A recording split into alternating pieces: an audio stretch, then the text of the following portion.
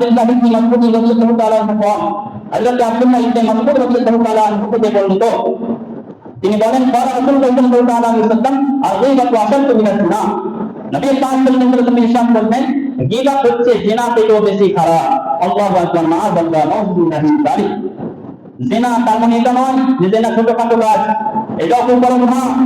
এমনকি হাদিসের মধ্যে বলা হয়েছে যখন কেউ জিনায় লিপ্ত হয় তার ঈমান তার থেকে সরে যায়। আল্লাহু আকবার। এটা ভাবুন, যদি ঈমান সরে যায় তার থেকে, তার যদি সেই অবস্থায় যদি মৃত্যু হয়ে যায় তো বেঈমান ঈমান সরে যায় তার থেকে, তো এটা ছোটখাটো কাজ নয়। কিন্তু গীবত করা হচ্ছে তার চাইতেও বেশি খারাপ, তার চাইতেও বেশি খারাপ।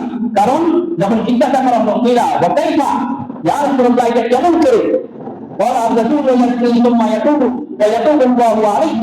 নবী আল্লাহ সাল্লাল্লাহু আলাইহি ওয়াসাল্লাম ইরশাদ করলেন, যখন কেউ ব্যভিচার করে নেয় আবার সে পরে করে নাযিল হয়, শর্মিন্দা হয়, আল্লাহকে ভয় হয় যে আল্লাহর কাছে কেমন করে মুখ দেখাবো। হয়তো কেউ দেখতে পায়নি, হয়তো কেউ জানে না, কিন্তু আল্লাহ তাআলা সবই দেখছে, সবই জানছে। মরতে তো হবেই, কেউ তো আমার সাথে যাবে না, আল্লাহর সামনেই যেতে হবে।